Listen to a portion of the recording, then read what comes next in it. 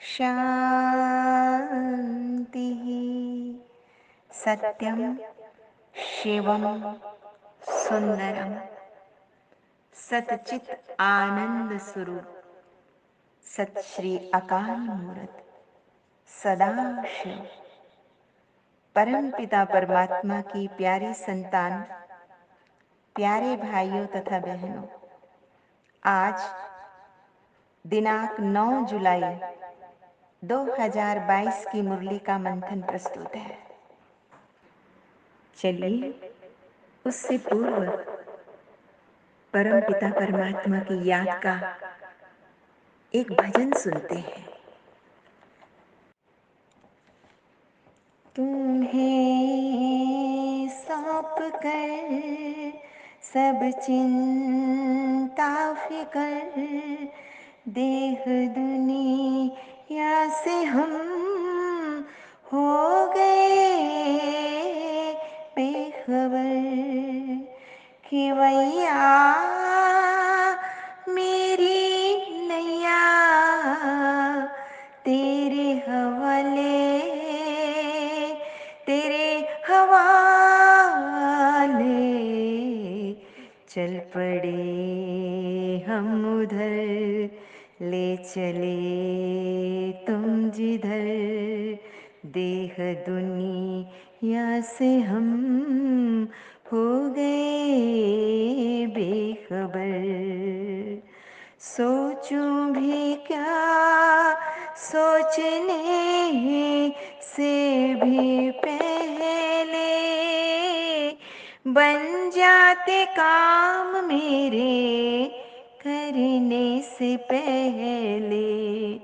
ए खुदा दोस्त तारीफ क्या मैं करूं, ये सब है तेरी खूबियों का असर, खिवैया मेरी नैया तेरे हवाले, तेरे हवाले तुझे सौंप कर सब चिंता फिकर, देह दुनिया से हम हो गए बेखबर।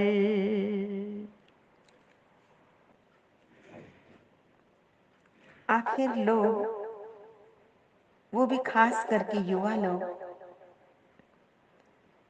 ईश्वर को क्यों याद करें, ऐसा प्रश्न पूछते हैं।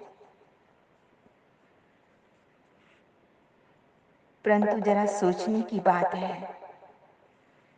ये कहा जाता है ना कि जैसा संग वैसा रंग, जैसा चिंतन वैसा स्वरूप। तो परम पिता परमात्मा ज्ञान का सागर है, वो गति सद्गति दाता है, वो पत्थर बुद्धियों को पारस बुद्धि बनाने वाला है, वो शांति का सागर, प्रेम का सागर, वो मुक्ति जीवन मुक्ति दाता है। उसे याद करने से सद्गति अर्थात निरंतर सत्य में गति होने लग जाती है, नहीं तो दुर्गति, दुष्वृत्तियों की तरफ गति होती है, अर्थात दुख की तरफ गति होती है। फिर विकर्म होने लग जाते हैं। उन्हें ही याद करने से विकर्म का विनाश होता है, सद्बुद्धि की प्राप्ति होती है। अगर भगवान को विस्मृत कर देते हैं तो क्या होता है? जीवन उद्देश्यहीन लगता है, उसमें खुशी की जगह पर खुशकी आ जाती है, उदासी आ जाती है, मति भ्रष्ट हो जाती है, या यूं कहें कि माया के प्रभाव में आ जाती है। और जब माया के प्रभाव में आती है बुद्धि, तो उसकी निर्णय शक्ति क्षीण हो जाती है। उसको गोदरेज का ताला लग जाता है और फिर सुख और शांति का खजाना मिलता नहीं। रह जाती है केवल एक भटकन। आज के गीत में भी यही कहा गया है कि बाबा के बने हैं तो बचपन के दिन भुला न देना, आज हंसे कल रुला न देना। जैसे बचपन में बच्चा बड़ा इनोसेंट होता है, मुक्त, निर्बंध, शुद्ध दृष्टिवृत्ति वाला होता है, निर्मल हंसी वाला होता है, ठीक वैसे ज्ञान का भी बचपन होता है। उसे बड़े अच्छे अच्छे अलौकिक अनुभव होते हैं, उसे खुशी का पारा चढ़ा रहता है। परंतु बड़ा होने के पश्चात इधर उधर वृत्ति जाने लगती है, फिर वो अनुभव नहीं होते हैं। अतः बाबा कहते हैं कि नकारात्मकता नहीं उठानी है। आपने बाबा के साथ प्रतिज्ञा की है और प्रतिज्ञा करके तोड़ना अच्छी बात नहीं है।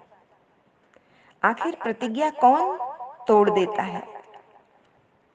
भगवान के साथ की हुई प्रतिज्ञा, उसे भला कौन तोड़ता है? जिसकी विल पावर कमजोर होती है, वो प्रतिज्ञा करके तोड़ देते हैं। अब वो विल पावर कैसे बढ़े, वो इच्छा शक्ति, उसमें दृढ़ता कैसे भरे? तो परम पिता परमात्मा को याद करके अपनी विल पावर को स्ट्रॉन्ग करना है, अपनी स्पिरिचुअल पावर को इंक्रीज करना है। बचपन के दिनों को भुलाना नहीं है। क्यों भूल जाते हैं? क्योंकि संग के प्रभाव में आ जाते हैं। याद रखें, सत्संग से ही बेड़ा पार होता है। ये जो ईश्वरीय परिवार का संगठन मिला हुआ है, इस कारवां में चलते रहें तो सुरक्षित रहेंगे। सचमुच ये ईश्वरीय आध्यात्मिक कारवां है, जो खुशी खुशी नाचते गाते अपनी मंजिल की ओर बढ़ रहा है। आगे बाबा ने समझाया है कि केवल ईश्वरीय ज्ञान को लेकर ही इसकी इतिश्री नहीं समझे, बल्कि उसे जीवन में धारण करना है। अपनी डे टू डे लाइफ में उसका उपयोग करना है, प्रैक्टिकल में उसे जीना है। इन सिद्धांतों को, इन मर्यादाओं को जीवन में लाना है, लाइफ में चेंज लाना चाहिए, क्योंकि ये जीवन जीने की कला स्वयं परम पिता परमात्मा ने सिखाई है। अतः ईश्वरीय जीवन बनाना है, इसे पूरा फॉलो भी करना है। यही सच्चा सुख है। ये आध्यात्मिकता सच्ची है कि हम ईश्वर से सुख, शांति और पवित्रता का वर्षा लेते हैं। अन्यथा केवल ईश्वर का बन जाना, ऐसा कहने से जीवन में कोई परिवर्तन नहीं आना है, ना ही सुख आना है।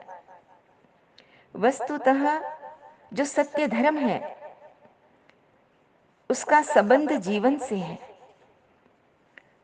भगवान का संबंध भी जीवन से ही है।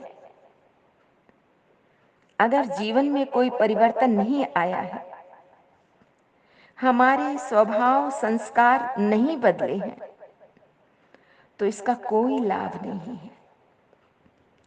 ये तो केवल क्रिया प्रधान साधना ही हो गई, अर्थात केवल दिखावे मात्र के लिए क्रिया हो रही है, भीतर से उसका कोई संबंध नहीं है।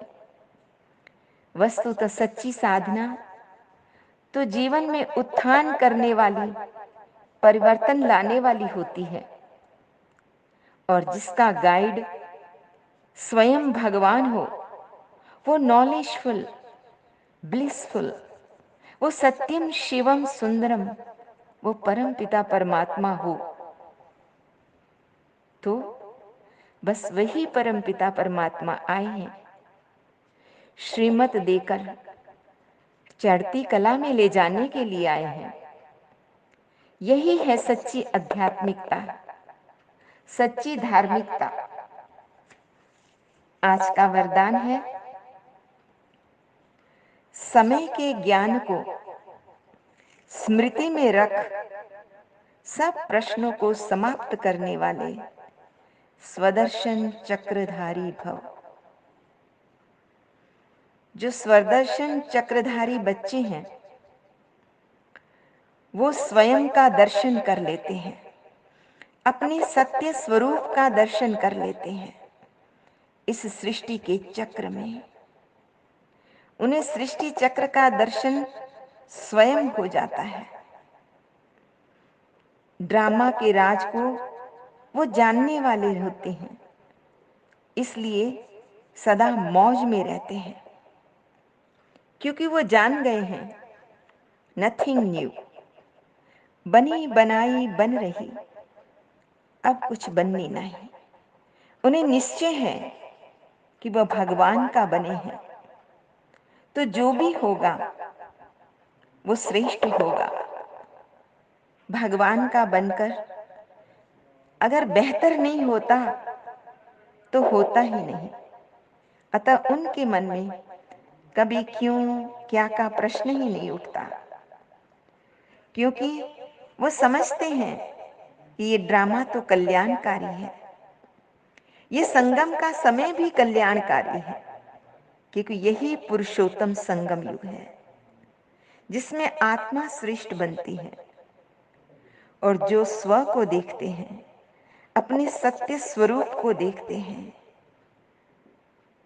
अपने स्वरूप को, स्वाभिमान को देखते हैं, वो स्वदर्शन चक्रधारी बनते हैं। वो सहज ही आगे बढ़ते रहते हैं, उन्नति करते रहते हैं। चढ़ती कला तो क्या, उड़ती कला में रहते हैं। आज का स्लोगन है, अनेक आत्माओं की सच्ची सेवा करनी है तो शुभ चिंतक बनो। हम देखते हैं आज इस संसार के अंदर वर्तमान समय अधिकांश आत्माओं में शुभ चिंतन के बजाय अन्य आत्माओं के प्रति नकारात्मकता है।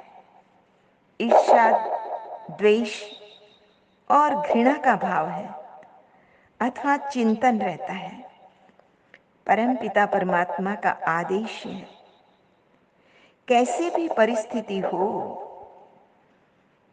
न केवल परिस्थिति, कैसी भी आत्मा हो, आपको उन आत्माओं के प्रति भी शुद्ध, शुभ और श्रेष्ठ चिंतन ही रखना है।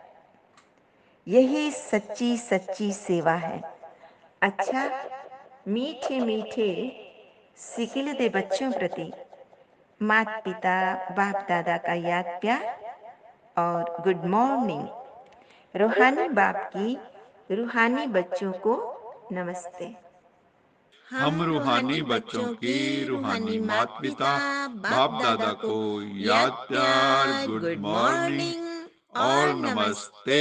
सदा रहो हंसते, कहीं नहीं फंसते, बन जाओ फरिश्ते, बांध लो अपने बसते, चलो प्रभु के रस्ते।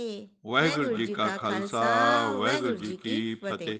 बोल साचे दरबार की जय। लोका समस्ता सुखिनो भवन्तु, लोका समस्ता सुखिनो भवन्तु लोका समस्ता सुखिनो भवन्तु। ओम